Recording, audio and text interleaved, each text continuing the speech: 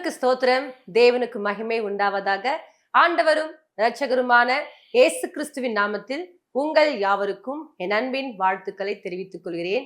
இம்மாத வாக்குத்தத்த செய்தியை வழங்குவதற்காக நம் மத்தியில் அருமை இரட்சகர் இயேசு கிறிஸ்து திருச்சபையின் போதகர் பேராயர் டாக்டர் ஜே மகேஷ் அவர்கள் வந்திருக்கிறாங்க.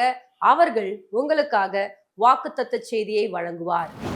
கர்த்தருக்கு ஸ்தோத்திரம். இந்த நாள்ல கூட தேவன் தாமே உங்களோடு கூட வாக்குத்தத்த செய்தியை பகிர்ந்து கொள்வதற்கு தேவன் தாமே உதவி செய்திருக்கிறார்.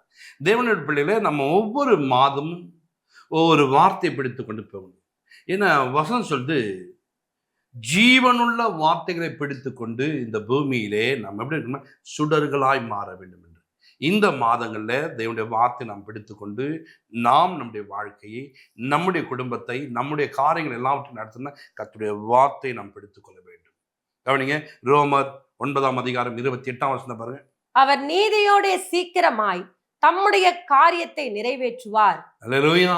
அல்லேலூயா. அவர் நீதியோடு சீக்கிரமாய் தம்முடைய காரியத்தை நிறைவேற்றுவார். ஆமென். அப்போ நம்முடைய காரியங்களை தேவன் தாமே ஒரு வாக்கு பண்ணியிருக்கிறான்னு சொன்னா, ஒரு வசனத்தை கொடுத்திருக்கான்னு சொன்னா, நான் இவ்வளவு காலம் ஜெபித்திருக்கிறேன் என கர்த்தருடைய சமூகத்துல அவர் தம்முடைய வாக்கை நிறைவேற்றுவார். அல்லேலூயா.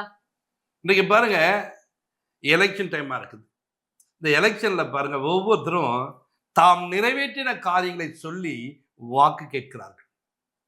நான் இதெல்லாம் செஞ்சோம், நாங்கெல்லாம் செஞ்சோம், இந்த ஆட்சியில் இதெல்லாம் பண்ணிருக்கிறோம். அப்போ ஒரு மனிதனே தாம் சொன்ன வார்த்தைகளை நிறைவேற்றி கொடுக்க முடியுமானால் கர்த்தர் தாமே நம்ம கூட இருக்கிறவராச்சே, நம்ம நினைவா இருக்கிறவராச்சே, நம்ம மேல அன்பா இருக்கிறவராச்சே, அவருடைய வார்த்தைகளை நிறைவேற்றுகிறார். ஆமென். அல்லேலூயா. நிறைவேற பண்ணுகிறார், நிறைவேற்றுகிற ஒரு தேவன் இருக்கிறார்.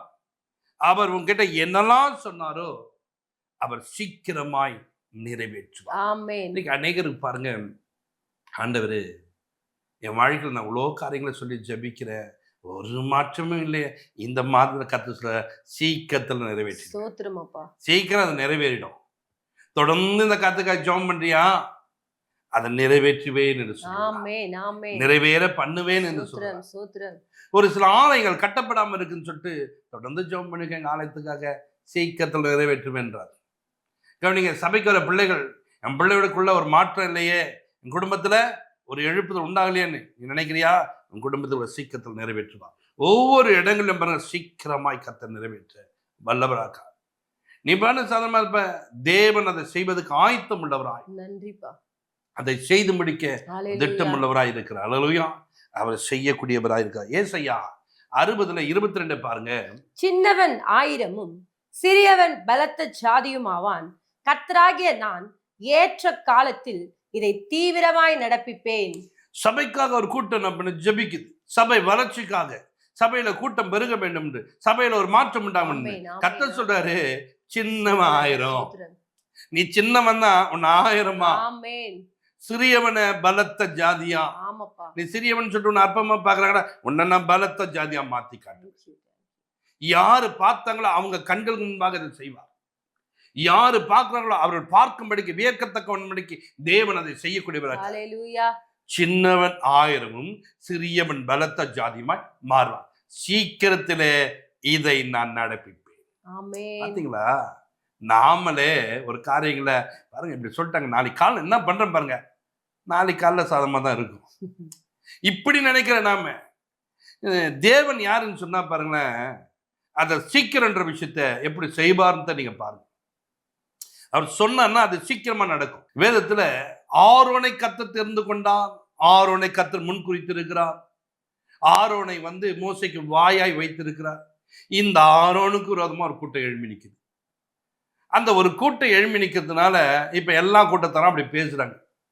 அப்ப 12 பேர்களும் உங்கள் கோல்களை நீங்கள் எடுத்துக்கொண்டு வாங்க, அந்தந்த கோல்களிலே அந்த கோத்தத்துடைய பெயர் என்ன பண்ணுங்க, அவனுடைய பெயரை எழுதுங்க, முடிஞ்சு போச்சு. இப்ப 12 கோத்திரம் 12 கோத்திரத்துல வந்தவன் யாரோ தலைவன், அவன் பெயர் எழுதப்பட்டிருக்கு. ஒரு இரவு தேவ சமூகத்துல போய் நிற்கும் போது இந்த காரியங்கள் மாறுமானா மாறாது, நமக்கு நல்லா தெரியும் மாறாது. ஆனால் தேவன் தாமே அவர் ஒரு காரியங்களை சொல்றான்னு சொன்னா அது மாறியே ஆகும், மாற்றம் உண்டாகும். அந்த கோலை எடுத்துன்னு போய் தேவ சமூகத்துல வைத்தார்கள். ஒரே இரவுல பாருங்க அது துளி விட ஆரம்பிச்சது. ஆமென். துளி தானே விட்டுக்குது? இல்லைங்க, துளி விட்டது பூ பூக்க ஆரம்பிக்குது. பூ தானே விட்டது, பூ விட்டது காய் காய்க்க ஆரம்பிக்குது. காய் தானே அது பழமாய் மாறுகிறது. அல்லேலூயா. ஆமென். ஆமென். காலையில வந்து பார்த்தா 11 கோள்கள் சாதாரணமா இருக்குது. ஒரு கோள் மாத்திரமே, நான் தெரிந்து கொண்டவன கோள் மாத்திரமே ஆமென். ஆமென். துளிர்க்கும். ஸ்தோத்திரம். எவ்வளவு நாள்ப்பா? வருடங்களா? நல்லா கவனிங்க. இது வருடங்களா? ஒரு வாத மரத்தை குறித்து நீங்கள் பார்க்கும்போது அது இப்படி காய்த்து பழுக்க வேண்டும் என்று சொன்னால், இந்த நிலைமைக்கு போக வேண்டும் என்று சொன்னால் 8 வருடங்கள் ஆகுமா, 7 வருடங்கள் ஆகுமா?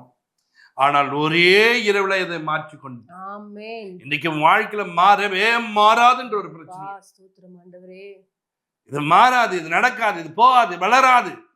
கர்த்தர் சொல்றார், நான் மாத்தி காட்டுறேன். ஆமென். ஆமென். சீக்கிரத்தில் அதை நான் செய்வேன் என்று சொன்னார். சீக்கிரத்தில் அதை செய்து முடிப்பேன் என்று சொல்றார். அதுக்குதான் சொல்ற, சின்னம் 1000 சிறியவன் பலத்த ஜாதி. கர்த்தராகிய நான், வேற யாரையும் சொல்ல, கர்த்தராய் இருக்கிற நான் சீக்கிரத்தில் அதை நடப்பிப்பேன் என்று சொல்றார். சீக்கிரமா இதை செய்து முடிக்கிற ஒரு தேவன் கூட இருக்கிறார். அப்போ தேவ பிள்ளைகள் என்ன பண்ண வேண்டும்? தேவ பிள்ளைகள் என்ன செய்ய வேண்டும்? நடக்கல நடக்கல நடக்கலன்னு சொல்லிட்டு பார்த்துருக்க கூடாது. நடக்க மாட்டேன்னு சொன்னவனை விட்டு பார்க்க கூடாது. நடக்க வைக்கிற ஒரு தேவனை விட்டு பார்க்க வேண்டும். நடக்க வைக்கிற தேவன் என் வாழ்க்கையில் என்ன செய்ய போறாரு, அதை நான் பறிக்கும் காலத்தில் நான் எப்படி கொண்டு போக போறேன், அதை பறிக்கும் காலத்தில் என் வாழ்க்கை எப்படி மாறப்போகுது, இந்த கூட்டத்தை நடத்தும் போது என் வாழ்க்கை எப்படி இருக்கும் பாருங்க. அப்படி யோசிங்க. அதுதான் விசுவாசம். அதுதான் விசுவாசம். ஒரு இடத்துல மழைக்காக ஜபிக்கிறார்கள். மழை வர வேண்டும் என்று. மழை இல்லாத சூழ்நிலை எல்லாரும் ஜபத்தை ஏறெடுக்கும் போது ஒரு குட்டி பையன் மாத்திரமே விசுவாசமா பாருங்க கொடையை வந்து வச்சுக்கலாம். மழையே இல்லாத நேரத்துல கொடையோடு வந்து நிற்கிறான் பாருங்க. நீங்கெல்லாம் ஜபிக்கிறீங்க, அவன் விசுவாசமா கர்த்தர் மழை கொடுப்பார் நம்பிக்கையோடு. இன்றைக்கு அப்படியா இந்த சிறு பிள்ளைய போல நாம் என்ன பண்ண தெரியுமா? விசுவாசமாய். இந்த சிறு பிள்ளைய நீங்க சாதம் நினைக்காதீங்க. ஒன்னால உன் கை நல்லா பாருங்க, இப்படி பேசினே இருக்க, கை இப்படிதான் இருக்கு. ஒன்னால இந்த கை எடுத்துன்னு போய் அப்படின்னு விட்டுப்பாங்களா வாயான்னு பழக்கம். அதுக்கு நீங்க என்ன தெரியும்? கையில இல்லைன்றது தெரியும். கை அதுக்கு முன்னாடி ஆட்டி விட பேசு. ஆனா அப்படின்னீங்கன்னா அது வாயை பழக்கம். என்னன்னா எதை கொடுக்க வராங்கன்ட்டு. அப்படி வாயை பழகிற பிள்ளைய பார்த்து நம்ம சும்மா விடுமா? ஐயோ குழந்தை பாருங்க, நான் ஏதாவது தருவேன்னு ஏமாந்துருப்பதுங்க. அந்த குழந்தைக்கு நான் என்ன பண்ண, ஏதாச்சும் ஒன்று கொடுக்கணும். சிறு பிள்ளைங்க இப்படிதான் நம்ம கிட்ட இருந்து எல்லாத்தையும் வாங்கிடும். இன்னைக்கு நம்ம தேவ சமூகத்தில் வந்திருக்கேன். அதுதான் கவனிங்க, சின்னவன் 1000 சிறியவன் பலத்த. நீ எப்பவுமே வந்து பெரிய ஆள் மாதிரி காமிச்சின்னா வாழ்க்கையில் நடக்கவே நடக்காது. நான் சின்னவன் தாங்க, நான் சிறியவன் தாங்க, அப்பதான் நீ கர்த்தர் சொல்லிட்டு விரும்புவேன். அப்பதான் கர்த்தர் சொல்லிட்டு நடக்கும் நம்புவேன். அப்பதான் கர்த்தர் மேல நீ என்ன பண்ற? பிரியமா மாறுவேன். இன்னைக்கு நீ அப்படி மாறும்போது, நீ அப்படி தேவனோடு கூட ஐக்கியப்படும் போது உன் தேவன் வாழ்க்கையில பெரிய காரியங்களை செய்ய அவர் வல்லவராயிருக்கிறார். கர்த்தருடைய பிள்ளைகளே, நீ விசுவாசிக்க கற்றுக்கோ. விசுவாசமாய் நில்லு. என் தேவன் நிச்சயமாய் செய்வார் செய்வார் செய்வார் செய்வார் செய்வார் செய்வார். நம்பிக்கையோட காத்து. உனக்கு செய்யாம யாருக்கு செய்வார்? எல்லாருக்கும் நடக்குது. அப்படி பார்க்காது, எல்லாருக்கும் எனக்கு செய்வார், எனக்கு செய்வார். சங்கீதத்தை நீங்க பார்க்கும்போது பாருங்க, அந்த இடத்துல நீங்க வாசிக்கும் போது 138:8 கர்த்தர் எனக்காக யாவையும் செய்து முடிப்பார். நம்பிக்கை பாருங்க, விசுவாசத்தை பாருங்க, எனக்கு செய்வாருங்க. ஒரு வேலை செஞ்சவனுக்கு உண்மையா தெரியுங்க, பாடி துதிச்சவனுக்கு தெரியுங்க, உண்மையாய் சபையை நடத்துறவனுக்கு தெரியுங்க, உண்மையா தேவனோடு கூட பழகணுக்கு தெரியுங்க, நிச்சயமாய் எனக்கு ஒரு வேலை செய்வான். வேலை செஞ்சவன் சொல்லுவான், நிச்சயமா சம்பளம் தருவாரு. டேய் ஓனர் யாருக்குன்னு தரமாட்டாருண்டா. எல்லாரும் அப்படி சொல்லிக்கும் போது அவன் சொல்லுவான், கண்டிப்பா எனக்கு தருவார். நான் அவருக்கு சொன்னதெல்லாம் வேலை செஞ்சேன்ல, அவருக்கு பிரியமா நான் நடந்தல, எனக்கு நிச்சயமா தருவார். போய் பாரு, கண்டிப்பா தருவார். நான் ஒரு இடங்களில் வேலை செய்யும்போது பாண்டிச்சேரியில் என்னோட கூட ஒரு 13 பேர் வேலை செய்யும். எல்லாரும் ஒரு சில தவறுகளை பண்ணிவிட்டார்கள். சம்பளம் கொடுக்க மாட்டேன், அவங்கள எல்லாரையும் அனுப்பிச்சி விட்டார். அப்போது நானும் அந்த கூட்டத்தில் ஒருத்தனா இருக்கிறேன்.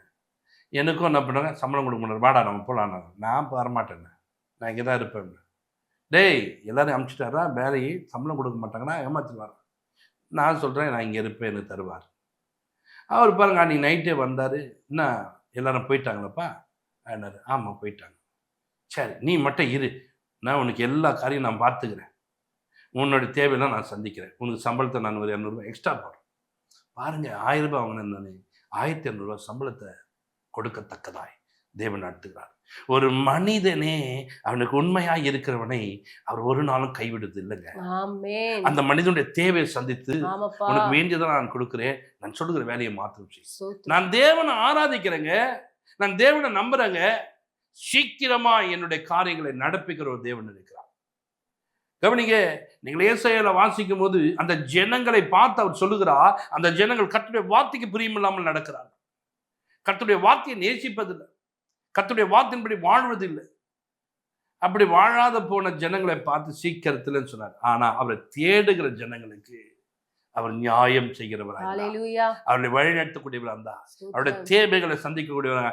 இன்றைக்கும் கர்த்தருடைய சமூகத்துல இந்த மாதத்துல காத்திருக்க ஜனமே, உன் தேவையை சந்திக்க ஒரு தெய்வம், உனக்கு நிச்சயம் ஒரு உதவி செய்ய காத்திருக்கிறார், உனக்கு நன்மை செய்கிற தேவன், உன்னோடு கூட அந்த அவர் வழிநடத்தக்கூடிய தேவனா இருக்கிறார். உனக்கு உதவி செய்ய வேற யாருக்கு உதவி செய்ய, உன் தேவையை சந்திக்கிற ஒரு தெய்வமா இருக்கிறார். சங்கீத புஸ்தகத்துல 11ஆம் அதிகாரம் 7ஆம் வசனம், கர்த்தர் நீதியுள்ளவர், நீதியின் மேல் பிரியப்படுவார், அவருடைய முகம் செம்மையானவனை நோக்கி இருக்கிறது. வசனம் பாருங்க, தெளிவா சொல்லுது. கர்த்தர் நீதி உள்ளவர், அநியாயம் செய்கிறவர்ல நீதி உள்ள தேவன், என்னை பார்க்கிறவர் எனக்கு அவர் உதவி செய்வார், அவர் உதவி செய்வார், அவர் நியாயம் செய்வார். அவர் நியாயம் செய்யாம எனக்கு செய்யாம யாருக்கு செய்ய போறார்? அவர் என்னை பார்த்து கொண்டிருக்கிறார். ஆமென். அவர் என்னை பார்க்கிறார். ஆமென். அவர் பார்க்கிறவர் என்னை ஒரு நாளும் வெட்கப்பட விட மாட்டார். என் காரியத்தை அவர் நிறைவேற்றி கொடுப்பார். என்னுடைய காரியம் என்று சொல்லி நான் அநேகமான காரியங்களை கேட்டாதானே, நான் நீதி உள்ள காரியங்களை தானே கேட்கிறேன், நான் தேவனுக்கு உகந்த காரியங்களை கேட்கிறேனே, இந்த பூமியில நான் தேவனுக்கு பிரியமாய் வாழ வேண்டும் ஆசைப்படுகிறேன். ஏன் உனக்கு செய்யாம யாருக்கு செய்வார்? உனக்கு நடப்பிக்காம யாருக்கு நடப்பிப்பார்? நம்பிக்கையோட கர்த்தர் நிச்சயம் உனக்கு செய்வார். வேதத்துல நீங்க லூக்காவில பார்க்கும்போது ஒரு ஜெபத்தை குறித்து ஒரு உவமையை சொல்லியிருப்பார். அப்ப அந்த ஜெபத்தை குறித்து சோர்ந்து போகாமல் ஜெபம் பண்ணுங்கள் என்று சொன்னார். சோர்ந்து போகிற ஒரு காரியம் உண்டாகும், சோர்வுக்குள்ளே நாம் நடத்தப்படுவோம். நிறைய ஜெபம் பண்ணிட்டோம்ப்பா, பதிலே வரலப்பா, எல்லாரும் வெட்கப்பட்டுறாங்கப்பா, எல்லாரும் நாம சோர்ந்து போகாதம்மா. அதுக்கத்தாம உவமையை சொல்லியிருக்கேன். ஒரு அநீதியுள்ள ஒரு ராஜாவை குறித்து சொன்னார். அப்போ அந்த ராஜா கிட்ட போய் ஒருத்தங்க நின்று நிற்காங்க, ஒவ்வொரு நாளும் போய் நிற்காங்க, ஒவ்வொரு நாளும் நீதி செய்வார், நீதி செய்வார், நீதி செய்வார். அவன் நீதி செய்யாதவன். அந்த நீதி செய்யாதவனே இவர் அடிக்கடி வருவதனால நான் உங்களுக்கு ஏதாச்சும் செஞ்சே ஆகணும்னு சொல்லிட்டு ஒரு முடிவு பண்ணும்போது இப்ப சொல்றாரு, சீக்கிரத்துல நியாயம் செய்வாராம். யாருக்கு? ஒரு மனிதன் தொடர்ந்து ஜெபிக்கிற மனிதனுக்கு, தொடர்ந்து தேவ சமூகத்தை நாடுகிற மனிதனுக்கு, தொடர்ந்து என் வாழ்க்கையில தேவன் ஒரு உயர்வை கொடுப்பார் காத்திருக்க மனிதனுக்கு, உனக்கு கர்த்தர் நன்மை செய்ய வல்லவரா இருக்கிறார். நான் வேற எதையும் தேடி போலங்க, நான் தேவனுடைய பாதத்தை நாடிக்கொண்டிருக்கிறேங்க, தேவ சமூகத்தை நாடிக்கொண்டிருக்கிறேங்க. அவர் பெரியவர், அவர் எனக்கு நிச்சயமாய் செய்வார். அப்ப சொல்றாரு, மனுஷகுமாரன் நியாயம் செய்ய வரும்போது விசுவாசமா இருப்பா. இந்த மாதத்துல கர்த்தர் உனக்கு காரியத்தை நடப்பிக்க போறா, நீயோ விசுவாசம் உள்ளவனாயிரு, கர்த்தனை ஆசைப்பார். ஜெபிப்போம். பரலோக பிதாவே, உமக்கு நன்றி செலுத்துகிறேன். இந்த மாதத்துடைய வாக்குத்தத்தத்தை பிடித்துக் கொண்டு பிள்ளைகளான நம்பிக்கையோடு கர்த்தர் என் காரியங்களை நடப்பிப்பார், சீக்கிரத்தில் நடத்த நம்பிக்கையோடு காத்திருக்க, விசுவாசமாய் காத்திருக்க. தேவன் இன்றைக்கு ஒரு அற்புதம் நடக்கும், இப்பொழுது ஒரு அற்புதம் நடக்கும்னு சொல்லிட்டு ஒவ்வொரு நிமிஷமும் நோக்கி பார்த்து கொண்டிருக்க தேவ பிள்ளைகளுக்கு கிருபை தாரும், வழிநடத்தும், ஆசீர்வதிங்க. இந்த நாளிலே அப்பா அந்த செய்தி கேட்க ஒவ்வொருடைய வாழ்க்கையிலும் தேவன் தாமே வேண்டிய நன்மைகளை கொடுத்து ஆசீர்வதிங்க. இயேசு கிறிஸ்துவின் ஜெபத்திற்கு நல்ல பிதாவே, ஆமென். நீங்கள் தொடர்பு கொள்ள வேண்டிய எங்கள் சபை முகவரி: இரட்சகர் இயேசு கிறிஸ்து திருச்சபை, நம்பர் 1, 5வது தெரு, புதுநல்லூர், சோமங்கலம் மெயின் ரோட், குன்றத்தூர், சென்னை 600009.